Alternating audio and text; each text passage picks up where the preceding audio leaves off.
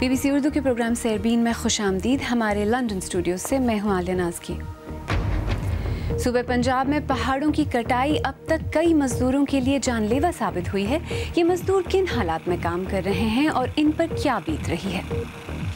اگر ٹانگ نہیں ٹوٹی، بازو ٹوٹا ہوا ہے، بازو نہیں ٹوٹا ہوا، یہ گھٹا مٹی اندر جا جا کے ریڑھ کی ہڈی ختم ہو جاتی ہے، پھیپھڑے ختم ہو جاتے ہیں. ملک کے شمالی شہروں کرکک اور سنجار پر عراق کی مرکزی حکومت کا کنٹرول. کرد جنگجو دستے بغیر مزاحمت کے پسپا. اور صوبہ سندھ میں واقع صدیوں پرانے قبرستان کو یونیسکو کی جانب سے عالمی ورثے سے خارج کرنے کی دھمکی کے بعد سندھ حکومت اس کی بحالی کے لیے کوشاں. پاکستان کے شہر سرگودا میں واقع کڑانہ پہاڑی کے دامن میں پتھروں کی کراشنگ کے مقام پر گزشتہ کچھ عرصے میں مختلف حادثات میں 10 سے زیادہ مزدور ہلاک ہو چکے ہیں. حالیہ برسوں میں ایسی اموات میں تیزی سے اضافہ ہوا ہے. ملک میں پتھر توڑنے یا کراشنگ کے اس بڑے مقام پر اموات کی کیا وجوہات ہیں اور بچاؤ کے لیے کچھ کیا جا رہا ہے یا نہیں؟ دیکھیے نامہ نگار عمر دراز کی رپورٹ. محمد فاروق کا خاندان دہائیوں سے سرگودا کے نواحی چک 120 میں واقع سنگلاخ پہاڑ توڑنے کا کام کر رہا ہے. ان کو حادثات کا سامنا ماضی میں بھی رہا ہے. تاہم 2 ہفتے قبل ہونے والے ایک حادثے میں ان کے بھائی سمیت خاندان کے 5 افراد پہاڑ تلے دب کے ہلاک ہو گئے. صبح 7:30 بجے ہم کھاٹ کے نیچے چلے گئے جہاں پہ کٹائی کر رہے تھے. ڈرلنگ شروع ہوگی 8 بجے، تو 8 بجے ڈرلنگ تقریباً 8:15 کا ٹائم تھا. ڈرلنگ شروع ہوگی، اس کے بعد پہاڑی گری گیا ہمارے اوپر. تو اس کی صرف وجہ یہی تھی کہ جو جلدی اور سپیڈ سے کام کرتے تھے، اس کی وجہ یہ ہے، اور پیچھے سے دباؤ جو تھا ہمارے اوپر، وہ اس کی وجہ سے حادثہ ہوا. ایسے افراد کی تعداد کا صحیح تعین ہی موجود نہیں جو زخمی ہو کر معذور ہو چکے ہیں یا زندگی اور موت کی جنگ لڑ رہے ہیں. کسی کی ٹانگ ٹوٹی ہوئی ہے، اگر ٹانگ نہیں ٹوٹی، بازو ٹوٹا ہوا ہے، بازو نہیں ٹوٹا ہوا، یہ گھٹا مٹی اندر جا جا کے ریڑھ کی ہڈی ختم ہو جاتی ہے، پھیپھڑے ختم ہو جاتے ہیں. وہ گھروں میں بیمار پڑے ہیں، ان کا پوچھنے والا کوئی بھی نہیں ہے ہمارا. پتھر کے اس پہاڑ کو توڑنے کے لیے اس میں بارود بھر کر دھماکے سے اڑایا جاتا ہے. اس خطرناک عمل کو مزدور خود انجام دیتے ہیں. تاہم حکام کے مطابق زیادہ تر حادثات دھماکوں سے نہیں بلکہ انڈر کٹ یا پہاڑ کو اوپر کی بجائے نیچے سے کاٹنے کی وجہ سے پیش آتے ہیں.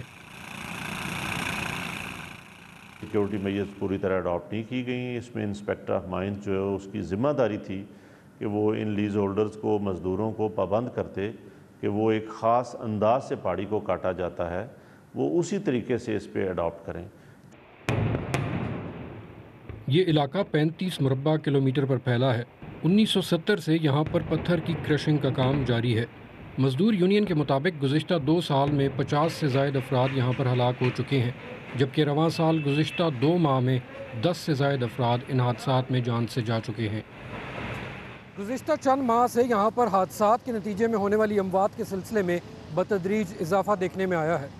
ایسا کیوں ہوتا ہے؟ اس کی وجوہات کافی حد تک واضح ہیں.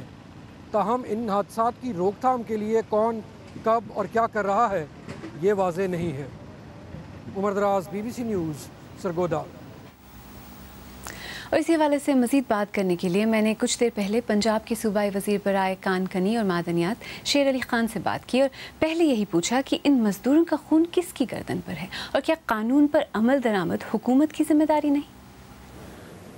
اس میں کوئی دو رائے نہیں ہے کہ یہ اس کو سیفٹی سٹینڈرڈز کو انشور کرنا گورنمنٹ کی ذمہ داری ہے، اور اس میں جس کے اوپر بھی رسپانسبلٹی آئے گی تو will be taken to task. اس میں کوئی دو اوپینینز ہو نہیں سکتے. اگر کانٹریکٹرز کی بات کی جائے جو آپ کے مطابق وہ سیفٹی ریگولیشنز کو فالو نہیں کرتے، تو کیا ان کے خلاف اب تک کوئی کارروائی کی گئی ہے؟ جی بالکل، ان کے خلاف اس وقت FIR بھی کاٹی گئی ہے. پولیس انویسٹیگیشن اپنی جگہ ہو رہی ہے، ڈپارٹمنٹل اپنی جگہ ہو رہی ہے، اور CMIT اس کا نوٹس میں خود موقع پہ گیا تھا. نیگلیجنس اگر ڈپارٹمنٹ کی ہے، کانٹریکٹر کی ہے، ان جو لیبر کانٹریکٹر ہیں ان کی ہے، لیبر کی ہے، یہ انکوائری ہی ڈٹرمن کر سکتی ہے. تو اس سے پہلے اس طرح کے جو واقعات پیش آئے ہیں ان میں جو انویسٹیگیشنز ہوئی ہیں، کیا آج تک کسی کو سزا ملی ہے؟ کرمنل پروسیڈنگز اگر کسی کے خلاف ہوتی بھی ہیں تو جو لوائقین کے ساتھ یہ کانٹریکٹرز جو ٹھیکیدار ہیں وہ اگر لوائقین ان کو لکھ کے دے دیں تو under the Islamic law obviously ان کو اگر کسی خون بہا اگر وہ لے لیتے ہیں اور وہ اس کو معاف کر دیتے ہیں اور اس کے اوپر کارروائی لوائقین نہ کرنا چاہیں تو اس کے اندر پھر ہمارے ہاتھ بندھے. مارے جانے والے جو مزدور ہوتے ہیں نہ ان کے پاس کوئی پینشن ہوتی ہے نہ انہیں کوئی معاوضہ ملتا ہے. یہ تو سخت ناانصافی ہے نا کہ حکومت کی کوتاہیوں کی وجہ سے ان کی جان جاتی ہے اور انہیں کچھ ملتا بھی نہیں. یہ آپ کو کس نے کہہ دیا نہیں ملتا؟ کانٹریکٹر اس کے آدھے پیسے کانٹریکٹر دیتا ہے, آدھے پیسے گورنمنٹ پے کرتی ہے. تو کمپنسیشن تو ڈیفینیٹلی دیتی ہے گورنمنٹ بھی اور کانٹریکٹر بھی, یہ اس پہ آبلیگیٹری ہے. This is under the law, they have to pay this compensation. اور اس کے علاوہ بھی جو ان کے بچوں کو تعلیم ان کو سیٹل کرنا, یہ ویسے بھی سوشل رسپانسبلٹی ہے ہماری, and we should come up to that. یہ تو ہیومینیٹیرینلی بھی اگر کوئی حادثے میں اگر اس طرح کا ہوتا ہے تو اس کے ساتھ ہمدردی کے ساتھ ساتھ اس کی جتنی بھی ہیلپ ہو سکے وہ کرنی چاہیے, اور وہ ہم کرتے ہیں. جو مزدور ہیں وہ کہتے ہیں کہ انہیں کام واپس لینے کی دھمکیاں دی جاتی ہیں اگر وہ احتجاج کرتے ہیں, اور اس وجہ سے وہ بدترین صورتحال میں بھی کام کرنے پر مجبور ہو جاتے ہیں. ان کو مزدوری ملتی ہے جتنا وہ پتھر نکالیں گے, تو اس پتھر کو نکالنے کے لیے ان کو جتنا زیادہ وہ زیادہ سے زیادہ نکالنے کے چکر میں کئی دفعہ وہ سیفٹی سٹینڈرڈز کو ایڈہیئر نہیں کرتے. I am not blaming the labours اور دی کانٹریکٹر اور دی ڈپارٹمنٹ, بیکاز یہ بلیم گیم میں ہم پڑ جائیں گے تو پھر تو we have to find a solution to it. Punjab کے صوبائی وزیر برائے کان کنی اور معدنیات شیر علی خان, جن سے میں نے کچھ دیر پہلے بات کی. آئیے اب دیگر اہم موضوعات پر ایک نظر ڈالتے ہیں. عراق میں کرکک پر سرکاری دستوں کے کنٹرول کے بعد امریکہ نے مذاکرات پر زور دیا ہے. کرد بڑی تعداد میں شہر چھوڑ رہے ہیں. دوسری جانب عراقی فوج نے یزیدی ملیشیا کی مدد سے ایک اور شمالی شہر سنجار پر بھی قبضہ کر لیا ہے.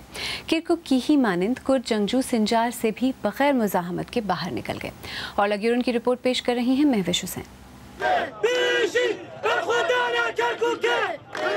کرکک کے دفاع کے لیے نعرے. پیشمرگہ جنگجوؤں کے دن کا آغاز ہی مزاحمت سے ہوا, لیکن ان چند لوگوں اور عراقی ٹینکوں کا کوئی مقابلہ نہیں, نہ ہی یہ مقامی افراد جن کے ہاتھ جو بھی لگا وہ لے کر آ گئے. یہ کہہ رہے ہیں کہ ہمارے 2000 افراد نے دولت اسلامیہ کا مقابلہ کرتے ہوئے اپنی جانوں کا نذرانہ پیش کیا ہے. لیکن اگر شہر میں ذرا اندر تک جائیں تو حقیقت ذرا مختلف نظر آتی ہے. دیکھیں شہر کے مضافات میں ایک چوکی, ایک نئی فرنٹ لائن جہاں اب سخت تناؤ ہے. دولت اسلامیہ سے لڑنے والے کردوں کو اب اپنے ہی سابقہ اتحادیوں سے خطرہ ہے. مقامی لوگوں کے مطابق وہ آگے بڑھ رہے ہیں. عراقی حکومت سے وابستہ شیعہ ملیشیا کے یونٹ ان عمارتوں کے پیچھے پہنچ چکے ہیں اور پھر گولی چل گئی. ہمیں جان بچانے کے لیے دوڑنا پڑا.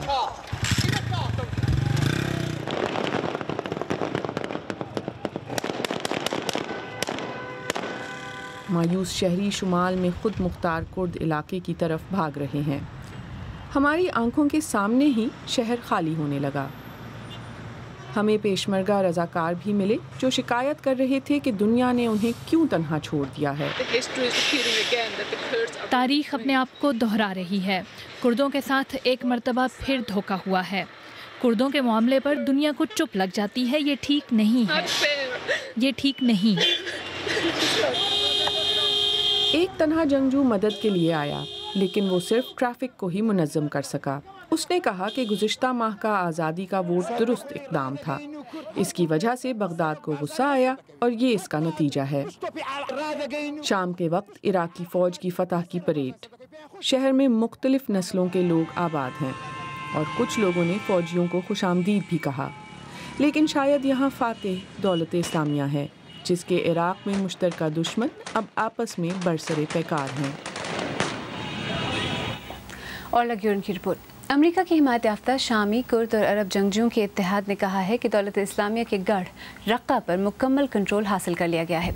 शदीद जंग के बाद कुर्द मिलिशिया के झंडे को रक्का के स्टेडियम पर लहरा दिया गया, लेकिन इस शहर के कंट्रोल की एक बहुत बड़ी कीमत अदा करनी पड़ी।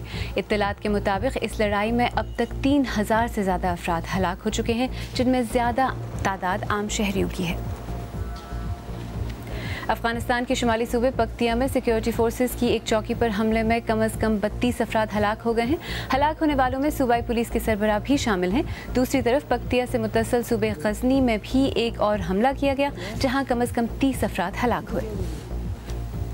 माल्टा की मशहूर सहाफ़ी और ब्लॉगर जिन्होंने पानामा पेपर्स की तहकीकात में अहम किरदार अदा किया था, एक कार बम धमाके में हलाक हो गई हैं। 53 साला डैफ्नी कैरोवाना गलेत्सिया बिदनीजा में अपने घर के करीब ही थीं जब उनकी गाड़ी ज़ोरदार धमाके से फट गई।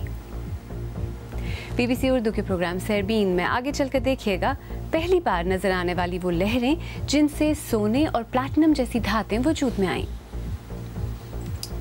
और सिंध हुकूमत को ठट्ठा में वाक़े कदीम मखली कब्रिस्तान की बहाली का ख्याल अब क्यों आया है?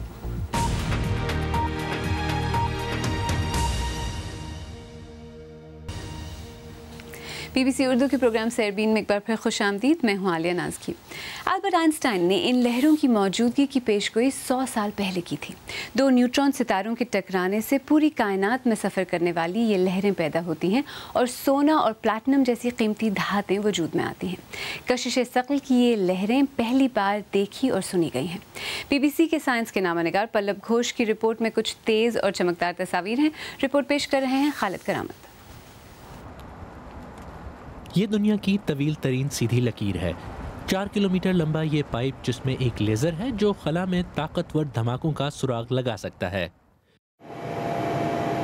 एक टेक्नीशियन इस आले के अंदरूनी हिस्से में लगे पुर्जों की फाइन ट्यूनिंग कर रहा है और इस आले की दरियाफ्त ने दुनियाई साइंस को हिला कर रख दिया है। दो सितारे एक दूर दराज कहकशां में टकराते हुए हमारी दुनिया से 1000 बिलियन किलोमीटर से भी ज्यादा दूर। दो सितारे करीब से करीब तर होते हुए यहाँ तक कि वो एक दूसरे में गुम हो गए और इसके नतीजे में कायनात में एक बहुत बड़ी लहर दौड़ी।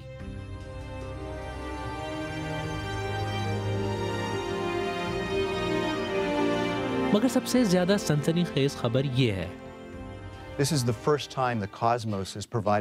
पहली बार हुआ है कि कायनात ने हमें मेरे ख्याल में एक बोलती हुई फिल्म दी है। हम खामोश फिल्मों के दौर से गुजरकर आवाज़ वाली फिल्मों के दौर में दाखिल हो गए हैं। इस सिलसिले में जो आवाज़ें हमने सुनी वो न्यूट्रॉन सितारों की गर्दिश करने और फिर टकराने की आवाज़ें हैं और तस्वीर उस रोशनी की हैं जो टकराने के बाद नजर आई। और ये वो आवाज़ है जो सुनाई दी।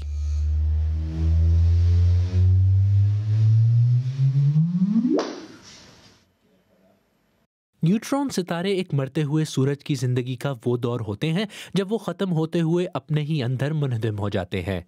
इनमें मादा इतना गुंजान होता है कि इसका एक चाय का चमचा भी लें तो इसका वजन भी बिलियन टन हो।